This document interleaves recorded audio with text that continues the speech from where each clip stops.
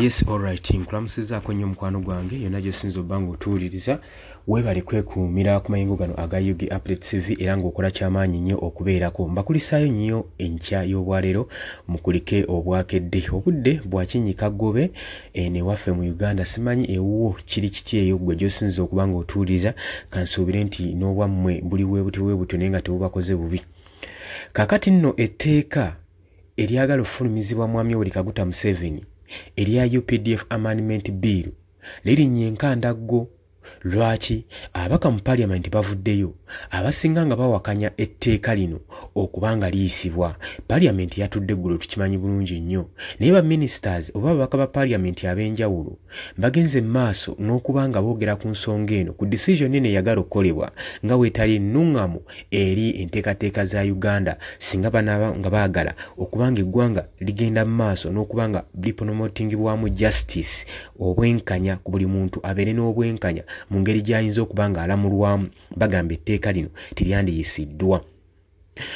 Oli ku UG Update TV gw'atannatweyungako okkirira wansi waliwo ekigambo subscribe kikoneko obeere nga otweyungako tusobole okuba nga tutambulira wamu gwe mukwano gwange ali eyampuliriza abali mu diaspora emitala w'amayanja nammwe mbanirizaako nnyo mwebale kwekuumira ku UG Update TV.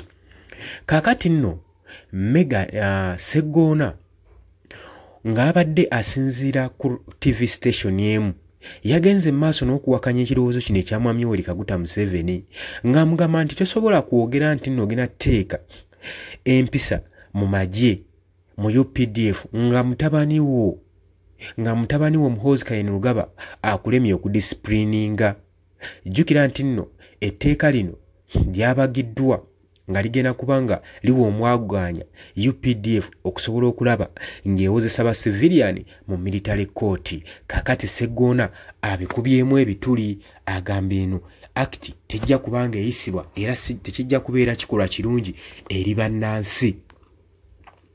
Busiro Eastern Member of Parliament era ng'amanyikiddwa nga lawyer omukenkufu Honorable Medad Lubega Sseggona avuddeyo n'awakanya ekirowoozo kino ekya UPDF Amendment Bill 2025.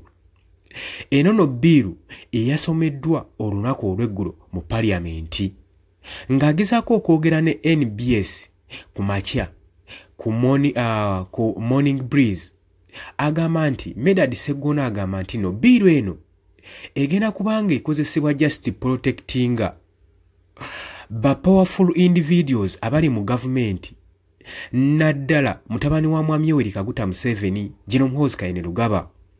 Ono ebbanga lyonna abadde amanyikiddwa nga agenda maaso n'okufeesinga consequences ku ebyo byagenda maaso n'okupositinga era agamba nti eno biiru bagikola okusobola okulaba ng'emuprotectinga obutateekebwako consequence n'emu ku conducts zagenda maaso n'okutweetinga n'engeri gye yeeyisaamu ku bannayuganda.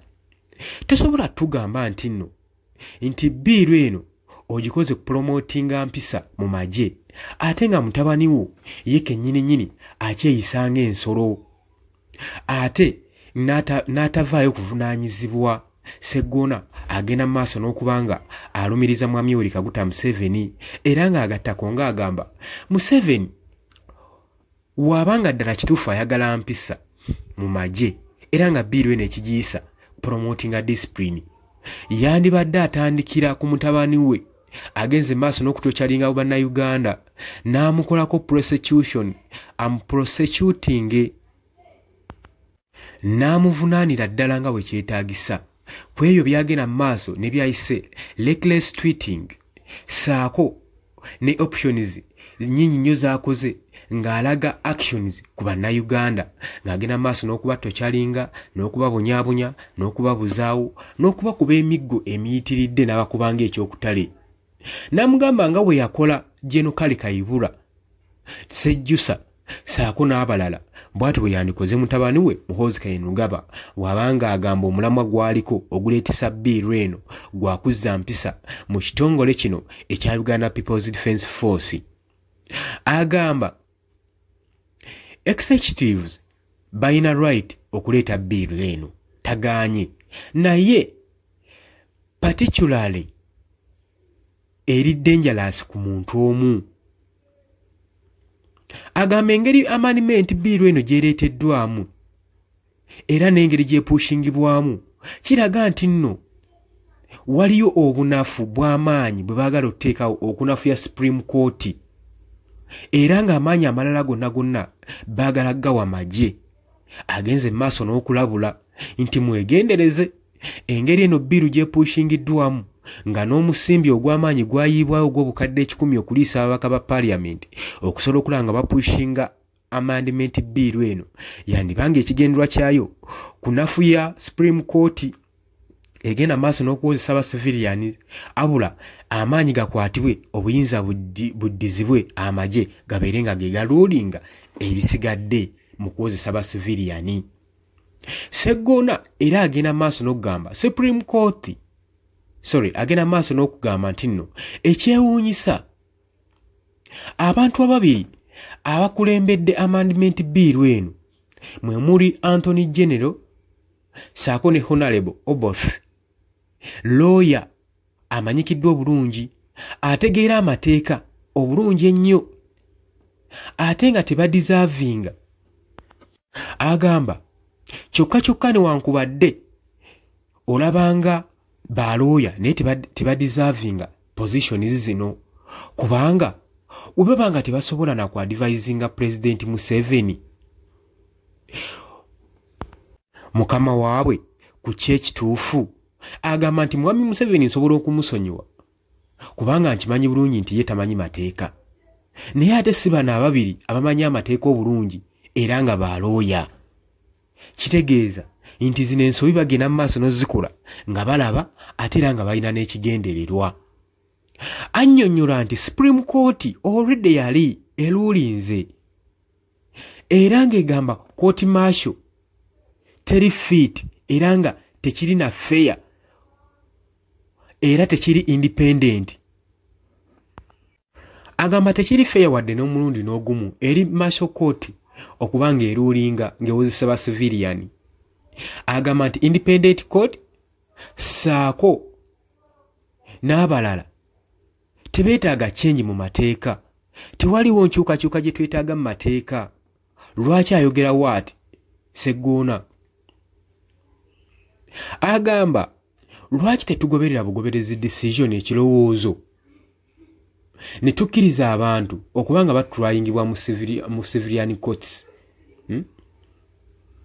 MP ono ayongerako ng'agamba sifaayo okubaninga okwambala military uniform naye ate eno warning waki etaaninga ng'eri against eri political fight okulwanyisa ekibiina ekya National Unity Platform okubanga bambala red ballot.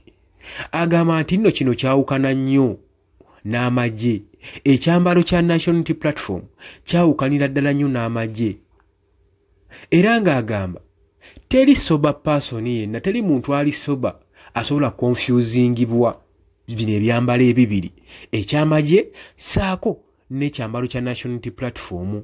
Sseggona ayongerako ng'agamba webanga judiciary teri strong enough ku holding military cases solution eri nti batraining judiciary esobola okubanga esobola okurulinga military cases naye wabula si kubiwa abakuwa lulu eno kugenda mu army mu magye gatandika okubanga gakwasaganya eno ensonga. Agamba Supreme Court webanga teri fit batraining judiciary esobola okubanga ekakkala by'amateeka gano ng'esobola okugakwasaganya gwe mukwano gwange ali eyampuliriza. Agaye tubanga tusobola okutraininga abalamuzi okuhandolinga corruption enguzi era tusobola okubanga tubahandolinga ne batrainingibwa ne basobola okubanga bahandolinga military cases. Sseggona we watu wagamba era agenda maaso n'okulumiriza gavumenti okugenda maaso n'okutryinga okuliyetingawo second judiciary okulaba nga bacontrollinga okulaba nga bagenda maaso n'okucontrollingibwa Minister of Defense than Minister of Justice. Agamba ekyo nkyewuunya nnyo. Agamba eyo si y'engeri amateeka gye gatondebwamu oba gye gadizayiningibwamu okubanga gakola.